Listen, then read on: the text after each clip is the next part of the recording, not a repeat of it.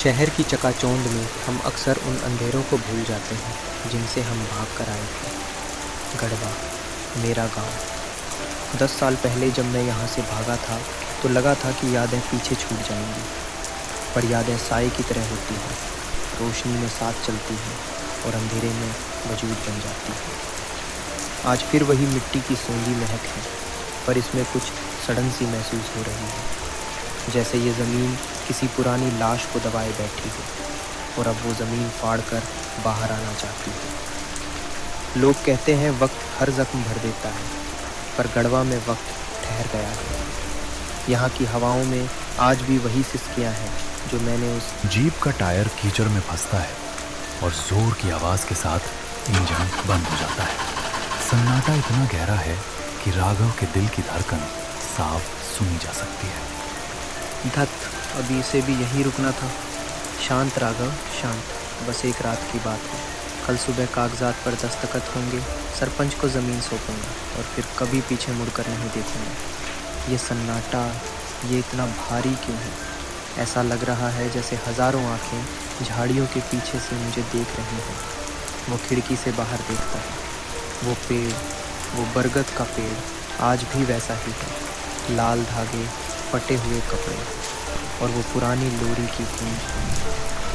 कभी झाड़ियों में जोर की सरसराहट होती है। राघव टॉर्च जलाता है। रोशनी के घेरे में एक बूढ़ी औरत काकी दिखाई देती है। उसके बाल बिखरे हैं और आंखें धसी हुई हैं। काकी, आप इतनी रात को यहाँ सड़क किनारे क्या कर रही हैं? आपने तो डरा ही दिया। डर तो अभी शुरू भी नहीं हुआ है बेटा। तू आ गया। मैंने कहा था ना उससे कि तू आएगा। खून का रिश्ता है ना, मिट्टी पुकार ही लेती है। पर तू गलत वक्त पर आया है राघव। आज अमावस की वो रात है जब धरती अपनी भूख मिटाती है। काकी, आप फिर वही पुरानी बातें लेकर बैठ गई। मैं अब बच्चा नहीं हूँ जो आपकी इन कहानियों से डर जाऊँ। मैं बस अपनी पुश्तैनी हवेली जा रहा हूँ। आप घर जाइए, ठंड बढ़ रही है। हवेली? जिसे तू हवेली कहता है वो अब एक कब्रगाह है। तू वहाँ अकेला नहीं रहेगा। वो इंतज़ार कर रही है अपनी अधूरी लोरी पूरी करने के लिए। सुन, हवाओं को सुन। क्या तुझे सुनाई नहीं दे रहा? काकी की बातें मेरे सीने में सुई की तरह चुभ रही थीं। उन्होंने इशारा किया उस पुराने कुएं की तरफ जो झाड़ियों के पीछे आधा छिपा हुआ था। वही कुआं जहां से कभी पूरा गांव पानी पीता था और जहां 10 साल पहले एक ऐसी चीख दफन हुई थी जिसे सिर्फ मैंने सुना था। अचानक हवा का रुख बदला। दूर कहीं से एक सुरीली मगर रूह कपा देने वाली आवाज आने लगी। कोई गुनगुना रहा था। लोरी के वो शब्द मेरे कानों में पिघले हुए शीशे की तरह उतरने लगे। मेरा शरीर सुन्न पड़ गया। क्या ये वही आवाज थी?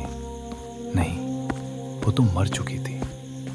रात गहरा चुकी है। राघव अपनी पुश्तैनी हवेली के भारी लकड़ी के दरवाजे को धक्का देता है। दरवाजा एक लंबी तीखी चरमराहट के साथ खुलता है। अंदर का नजारा ऐसा है मानो वक्त 10 साल पहले ही थम गया हो। मेज पर आधा जला हुआ दिया और धूल से सनी हुई टूटी कुर्सियां मौजूद हैं। राघव ऊपर की मंजिल पर बने अपने पुराने कमरे की ओर बढ़ता है। सीढ़ियों पर चढ़ते समय उसे अचानक सीढ़ियों के ऊपर वाले हिस्से में एक छोटी परछाई तेजी से गुजरती हुई दिखती है। कौन है? सरपंच जी, क्या आप अंदर है? देखिए, ये मजाक ठीक नहीं है। मैं राघव हूँ। कोई है? सन्नाटा इतना गहरा है कि राघव को अपनी ही सांसों की आवाज सुनाई दे रही है। अचानक उसे अपने ठीक पीछे एक ठंडी फुसफुसाहट सुनाई देती है। भैया, क्या आप मेरे लिए गुड़िया लाए हो? राघव झटके से पीछे मुड़ता है, पर वहां कोई नहीं है। उसके माथे पर पसीने की बूंदें चमक रही हैं। वो कमरे के अंदर घुसकर दरवाजा अंदर से बंद कर लेता है और जमीन पर बैठ जाता है। नहीं, ये मेरा वहम है। शहर की थकान और काकी की उन बेफालतू बातों का असर है। मुनिया तो 10 साल पहले ही ख़त्म हो गई थी। उस कुएं में वो हादसा था। हाँ, एक हादसा। पर वो चीख, वो आज भी मेरे कानों में क्यों गूंज रही है। वह अपना सिर पकड़ लेता है। राघव भैया बचाओ, उसने मुझे पुकारा था। मैंने उसका हाथ देखा था जो पानी से ऊपर की ओर तड़प रहा था। पर मैं बस देखता रहा। मैं भाग गया था। अचानक कमरे की खिड़की जोर से खुली और ठंडी हवा का झोंका मोमबत्ती बुझा गया। पूरा कमरा काले घने अंधेरे में डूब गया। तभी पलंग के नीचे से खुरचने की आवाज आने लगी, जैसे कोई नाखून लकड़ी पर खिस रहा हो। मेरा कलेजा मुंह को आ गया। मैंने कांपते हाथों से टॉर्च जलाई और रोशनी पलंग के नीचे डाली। वहां कोई नहीं था, पर धूल पर छोटे छोटे गीले पैरों के निशान बने हुए थे। वो निशान सीधे मेरी ओर बढ़ रहे थे। और फिर वही लोरी। इस बार वो साफ सुनाई दे रही थी, जैसे कोई मेरे कान के बिल्कुल पास बैठकर गा रहा हो। चंदा मामा सो गए, सूरज बाबा जागे, मुनिया तू भी सो जा अब। बंद डर तो करो, पीछे बंद भागे। करो ये गाना। कौन है? सामने आओ। सरपंच, अगर ये आपकी कोई चाल है तो मैं कल ही पुलिस को बुलाऊंगा। मुझे डराना बंद करो। अचानक कमरे के कोने में रखी एक पुरानी संदूक धीरे धीरे खुलने लगती है। संदूक के अंदर से एक पुरानी मिट्टी से सनी हुई गुड़िया बाहर गिरती है। वही गुड़िया जो राघव ने मुनिया को उसके आखिरी जन्मदिन पर देने का वादा किया था। वो गुड़िया, वो मुनिया की पसंदीदा गुड़िया थी। पर वो यहाँ कैसे आई? उसे तो मुनिया के साथ ही जला दिया गया था, या शायद नहीं। तभी मुझे एहसास हुआ कि हवेली के बाहर कुएं की तरफ से एक तेज रोशनी आ रही है, जैसे पूरा गांव मशाले लेकर वहीं जमा हो गया हो। मैंने खिड़की से बाहर देखा। नीचे का नज़ारा देखकर मेरे खून की रवानी रुक गई। गांव के लोग गोल घेरा बनाकर खड़े थे और बीच में सरपंच किसी को घसीटते हुए कुएं की ओर ले जा रहा था। पर यह आज की बात नहीं थी। ये दृश्य तो 10 साल पुराना था। मैं अपनी खिड़की से अपना ही अतीत देख रहा था। खिड़की के बाहर का नजारा काला सफेद जैसा लग रहा है, जैसे कोई पुरानी फिल्म चल रही हो। मशालें जल रही हैं और गांव वालों के चेहरे नफरत और मजबूरी से भरे हैं। छोटा राघव पेड़ के पीछे छिपा हुआ सब देख रहा है। मैं अपनी आंखों पर यकीन नहीं कर पा रहा था। जो कुछ मैं खिड़की से देख रहा था वो कोई सपना नहीं था। वो मेरी यादों का वो काल कोठरी वाला हिस्सा था जिसे मैंने 10 साल तक बंद रखा था। गढ़वा में उस साल आसमान से आग बरस रही थी। कुएं सूख चुके थे, फसलें राख हो गई थी और मवेशी दम तोड़ रहे थे। अंधविश्वास की ज़मीन पर जब डर का बीज बोया जाता है तो इंसान जानवर बन जाता है।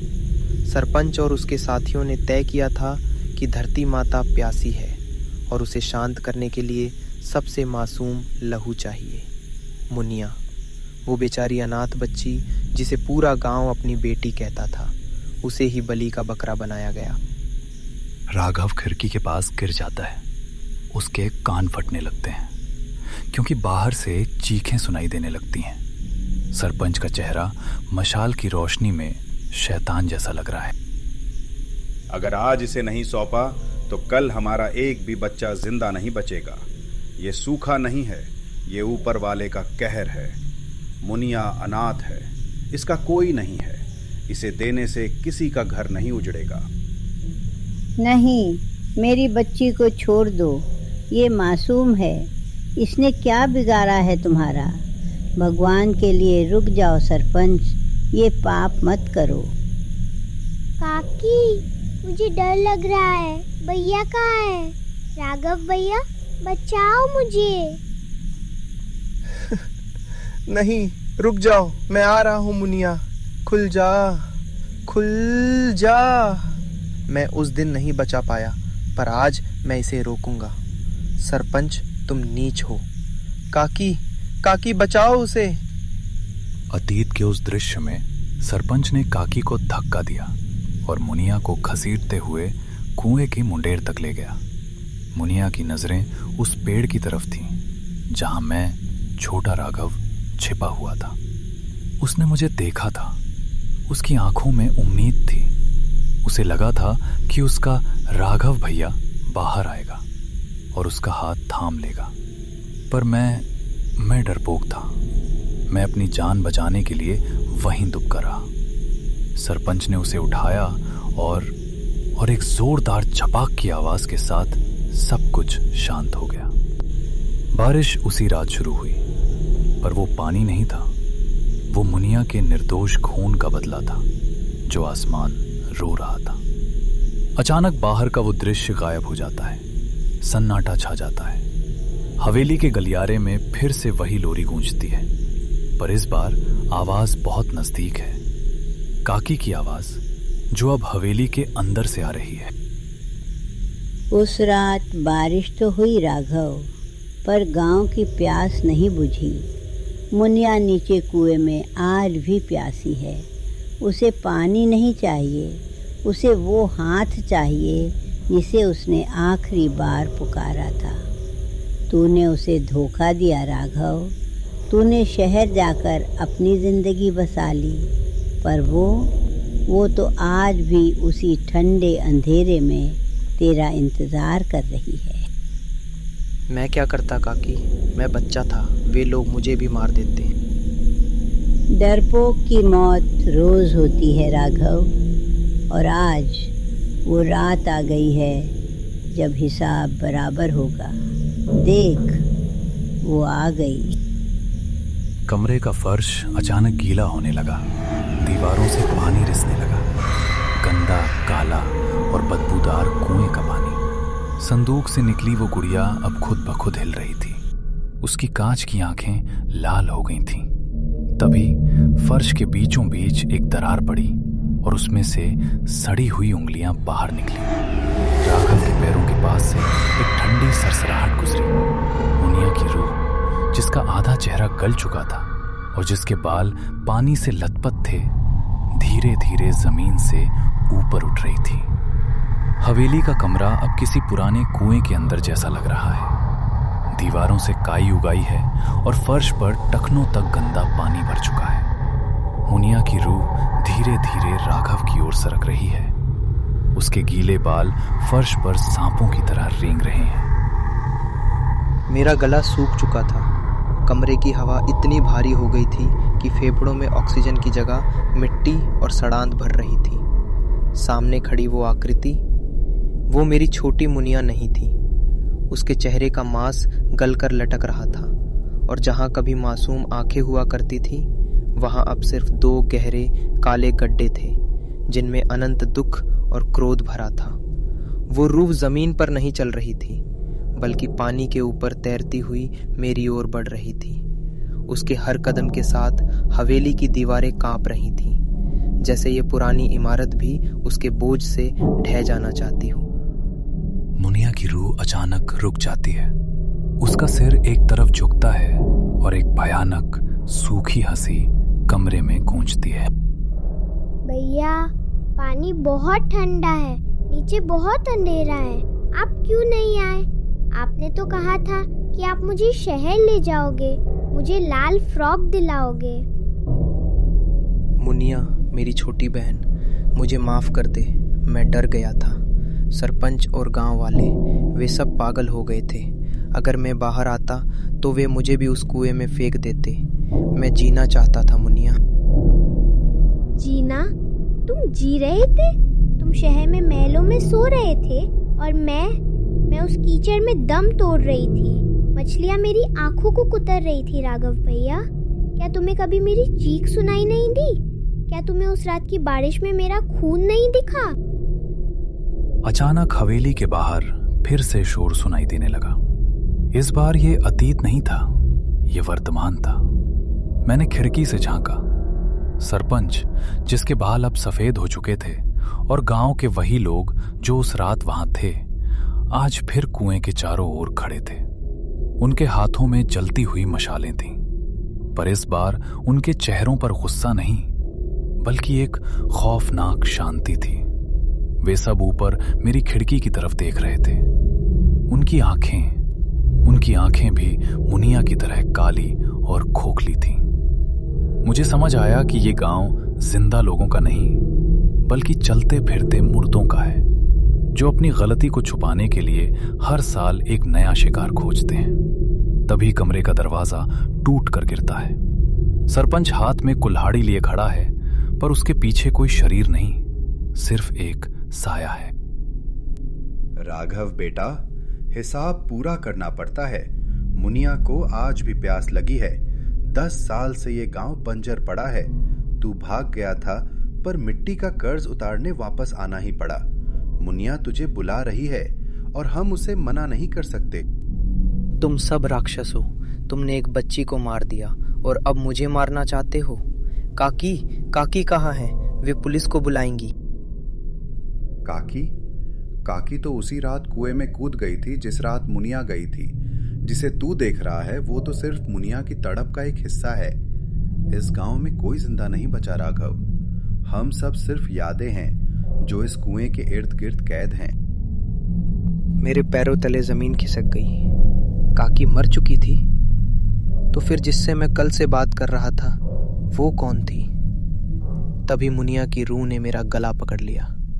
उसकी उंगलियां बर्फ से भी ज्यादा ठंडी थीं। उसने मुझे हवा में उठा लिया। उसकी फटी हुई आवाज फिर से वही लोरी गाने लगी, पर इस बार शब्द बदल चुके थे। आजा रे राघव, मौत तुझे बुलाएगी। मिट्टी की इस गोद में तू चैन की नींद पाएगा। राघव छटपटाता है, पर उसकी ताकत जवाब दे रही है। मुनिया उसे घसीटते हुए खिड़की की ओर ले जाती है, जिसके नीचे वही गहरा काला कुआं इंतजार कर रहा है। राघव खिड़की की मुंडेर पर लटका हुआ है। नीचे पूरा गांव खड़ा है। सबकी गर्दनें ऊपर की ओर मुड़ी हुई हैं। उनकी आंखों से खून बह रहा है। मुनिया की रूह ने राघव का गला दबा रखा है। हवा में एक साथ हजारों फुसफुसाहटें गूंज रही हैं। मौत का एहसास कैसा होता है? ठंडा, गीला और बिल्कुल खामोश। जब मुनिया की ठंडी उंगलियां मेरे गले में धंस रही थी, मुझे दर्द नहीं हो रहा था, मुझे पछतावा हो रहा था। उस कुएं की गहराई मुझे पुकार रही थी। मुझे समझ आ गया था कि गढ़वा कोई गांव नहीं, बल्कि एक श्राप है जो वक्त के एक घेरे में फंस गया है। यहाँ जो भी आता है वो इस कहानी का हिस्सा बन जाता है। मैं भागने की कोशिश कर रहा था, पर सच तो ये था कि मैं कभी यहाँ से गया ही नहीं था। मुनिया राघव को खिड़की से बाहर धकेल देती है। राघव नीचे गिरता है, पर वो जमीन पर नहीं गिरता। वो सीधे कुएं के काले पानी में जा गिरता है। छपाक, पानी के अंदर का नजारा। राघव नीचे की ओर डूब रहा है। ऊपर से कुएं का मुहाना एक छोटे से सिक्के जैसा दिख रहा है। अचानक उसे अपने चारों ओर बहुत सारी लाशें दिखाई देती हैं। सरपंच, गांव वाले और छोटे बच्चे, वे सब पानी के अंदर तैर रहे हैं। उनकी आंखें खुली हैं। मुनिया की आवाज पानी के अंदर गूंजती हुई, भैया देखो, यहाँ सब है। सरपंच जी भी, काकी भी और वो लोग भी जो शहर से जमीन खरीदने आए थे। अब तुम भी हमारे साथ खेलोगे। अब तुम्हें कभी अकेले डर नहीं लगेगा। राघव चीखने की कोशिश करता है, पर उसके मुंह से सिर्फ बुलबुले निकलते हैं। वो पानी से बाहर निकलने के लिए हाथ पैर मारता है और अचानक उसे एक हाथ पकड़ लेता है। अचानक सब कुछ शांत हो जाता है। राघव की आंखें खुलती हैं। वो कुएं में नहीं है, वो अपनी हवेली के उसी कमरे में है। सूरज की रोशनी खिड़की से अंदर आ रही है। वो पसीने से लथपथ है। सपना, वो सब एक सपना था। हे भगवान, शुक्रिया। मुझे लगा मैं मर गया। वो जल्दी से अपना बैग उठाता है और हवेली से बाहर भागता है। वो अपनी जीप में बैठता है और पागलों की तरह गाड़ी चलाकर गांव की सीमा से बाहर निकल जाता है। वो शहर पहुंचता है और अपने फ्लैट का दरवाजा बंद करके चैन की सांस लेता है। मैं कभी वापस नहीं जाऊंगा। वो गांव, वो कुआं, सब मेरे दिमाग का वहम था। मैं सुरक्षित हूँ, मैं जिंदा हूँ। तभी उसे अपने बेडरूम से वही धीमी आवाज सुनाई देती है, लोरी की आवाज। सो जा रे भैया, निंदिया रानी आएगी। नहीं, ये नहीं हो सकता। मैं तो शहर में हूँ, मैं अपने घर में हूँ। वो धीरे धीरे बेडरूम की ओर बढ़ता है। बिस्तर पर एक छोटी बच्ची बैठी है जिसकी पीठ उसकी तरफ है। उसने वही लाल फ्रॉक पहनी है जो राघव ने उसे दिलाने का वादा किया था। मुनिया? बच्ची धीरे धीरे पीछे मुड़ती है। उसका चेहरा राघव के चेहरे जैसा ही है। वो राघव नहीं है, वो राघव की अपनी बेटी है। पापा, आप वापस आ गए? दादाजी कह रहे थे कि आपने गांव की जमीन बेच दी। हाँ बेटा, पापा वापस आ गए। अब हम कभी वहां नहीं जाएंगे। राघव अपनी बेटी को गले लगाता है, पर जैसे ही वो उसे गले लगाता है उसे महसूस होता है कि उसकी बेटी का शरीर बर्फ जैसा ठंडा है। वो नीचे देखता है। उसकी बेटी के पैरों के पास पानी का एक घेरा बन रहा है। उसके पैरों से मिट्टी और कुएं की सलन भरी गंध आ रही है। मिट्टी अपना कर्ज वसूलना जानती है राघव। तू गांव से निकल गया, पर गांव तुझसे नहीं निकला। बलि अधूरी रह गई थी और मुनिया को एक नया खिलौना मिल गया है। भैया, अब आपकी बारी है। कहते हैं कि गढ़वा का कुआं कभी सूखता नहीं, क्योंकि उसे पानी की नहीं, उन रूहों की जरूरत होती है जो सच जानकर भी खामोश रहें। आज भी अगर आप गौर से सुने तो हवाओं में एक अधूरी लोरी तैरती मिलेगी, जो शायद अब आपके लिए गाई जा रही है। अगर ये कहानी आपको अंदर तक हिला गई तो याद रखना, कुछ राज कभी सामने नहीं आते, और जो आते हैं वो इंसान को बदल देते हैं। ऐसी ही डरावनी और रहस्यमयी कहानियों के लिए चैनल को सब्सक्राइब करो, क्योंकि अगली कहानी शायद आपकी हो।